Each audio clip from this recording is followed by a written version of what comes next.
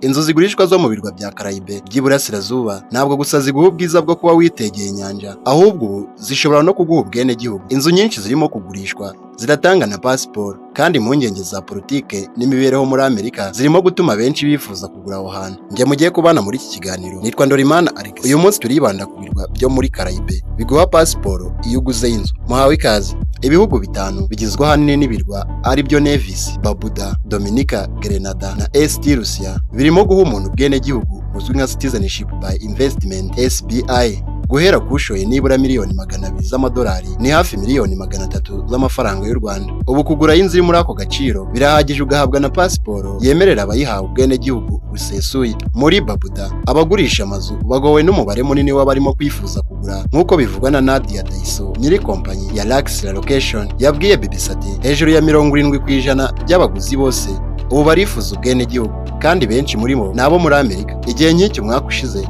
byari abaguzi basanzwe na bake ba CBI, ubu bose baravuga ngo ndashaka inzu n'ubwenegihugu. Nitwigeze tugurisha nyinshi gutya na mbere. Daiso avuga ko bamwe mu bifuza kwimuka bihoraho, ndetse ko bamwe bamaze kwimukira muri iki gihugu. Abanyamerika nibo benshi mu bakora ishoramari rigendana n'ubwenegihugu muri Caraïbe mu gihe cy'umwaka gishize, nk'uko ikigo kizobereye mu ishoramari rijyana no kwimuka Henry Partners kibivuga. Ukraine, Turukiya, Nigeria n'Ubushinwa ni ibihugu bifite abandi baturage benshi basaba bene buriya bwenegihugu muri biriya bihugu bigizwe n'ibirwa, nk'uko Henry Partners bivuga. Iki kigo kivuga ko kuva mu mpera z'umwaka wa 2024 abaguzi bifuza ubwenegihugu muri Caraïbe biyongereho 12%. Ikindi abaguzi bishimira ni uko pasiporo za biriya bihugu abazifite boroherwa mu ngendo ku isi kubera uburyo politike z'ibihugu byazo zituje kandi zitabonwa nk'iziteje ibibazo ku isi. Robert Taylor wo muri Halifa muri Canada yaguze inzu muri Barbuda aho ateganya kujya gutangirira ikiruhuko cy'izabukuru muri uyu mwaka. Yashoye agera kuri miliyoni 200 z'amadolari mbere y'uko igipimo fatizo kizamurwa kikagezwa ku $300 by'idolari mu meshi ishize. Uretse kubona ubwenegihugu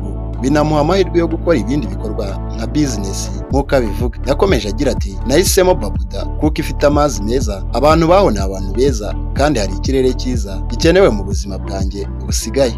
Gahunda nk'izo ariko nazo ntizibura ibibazo bizivugwamo. Ubwo guhabwa ubwenegihugu ku ishoramari byatangiraga mu 2012, leta ya Barbuda yabikoze igira ngo izamure ishoramari, ariko bamwe barayinenze. Abigaragambya bagiye mu mihanda bamagana kugurisha ubwenegihugu bwabo, nk'uko Gisele Izaka wahoze ari umukuru w'inteko ishinga amategeko abivuga. Abategetsi bo mu bindi bihugu bya Caraïbe bidafitanye isano na ziriya porogaramu CBI barimo Rafael Gonzalez, minisitiri w'intebe wa St. Vincent Nadine, wavuze ko ubwenegihugu budakwiye kuba igicuruzwa. Mubaza kugura no gushaka ubwenegihugu hari ubwoba ko kudakurikirana neza bishobora gutuma hinjira abagizi ba nabi. Ubumwe bw'Uburayi bwaburiye ko bushobora gukuraho gusaba viza abaturage b'ibi bihugu byo muri Caraïbe bifite porogaramu ya CBI. Umwe mu bakomiseri mu muryango w'ubumwe bw'Uburayi yabwiye BBC ko barimo gukurikirana biriya bihugu bitanu bya Caraïbe kandi bakomeje kuganira n'abategetsi babyo kuva mu 2022. Avuga ko barimo kureba niba Citizenship by Investment itabyara gukoresha nabi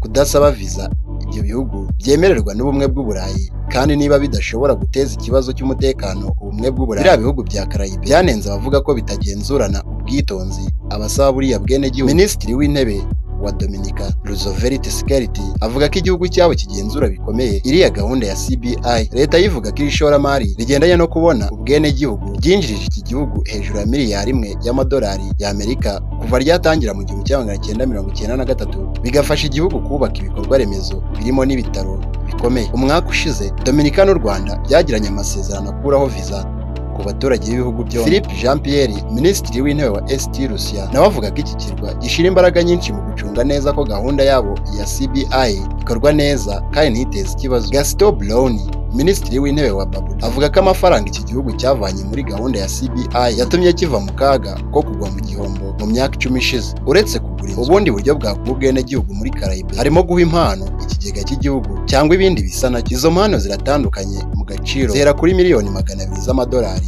muri Dominica ku muntu umwe na miliyoni 250 z'amadolari ku muntu umwe, nabe bagera kuri 3. Mu gihe hari igitutu cy'amahanga, ibi birwa byiyemeje gukaza ingamba zo gukurikirana izi gahunda zabyo kugira ngo ntizibemo ibinyuranyije n'amategeko.